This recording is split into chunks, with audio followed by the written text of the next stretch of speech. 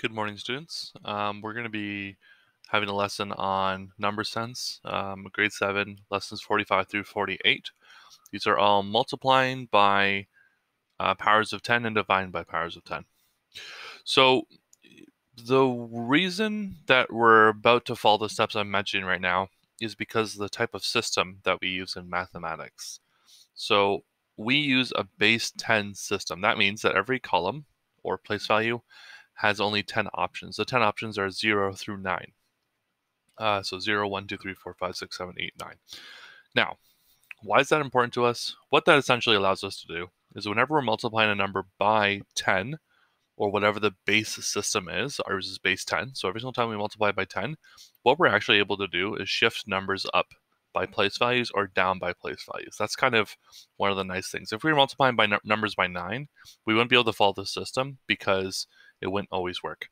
But multiplying a number by a 10 or a power of 10 allows us to, in theory or in practice, just move a decimal place either to the right or to the left. So if we're looking at multiplying numbers by powers of 10, we can move up the values by a place, or we can move up the decimals one place to the right or one place to the right when we're multiplying by tens, and we're just increasing the value.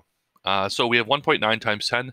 I'm going to change that into 19 because I move my decimal one place to the right.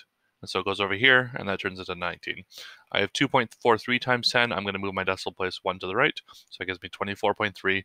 I have 764.13 times 100. I'm going to move my decimal place 2 places to the right this time, because the way it works is count however many zeros there are in the question, and that's how many places you move. So this one has only 1 0, so then I move it 1 spot. This one has 2 zeros, I move it 2 spots. Okay, when you're multiplying, you always move to the right. When you're dividing, you always move to the left. All right, so the opposite is true now. Divide by powers of 10. We can move numbers down by a place value. So 1.9 divided by 10. Here's my decimal. I can move it either to the right or to the left. When I'm dividing by 10, I want to move to the left, and that turns into 0.19.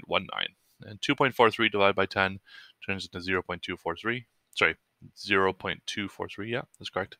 And then we have 764.13 divided by 100. I'm going to move this 2 places to the left because I have 2 zeros.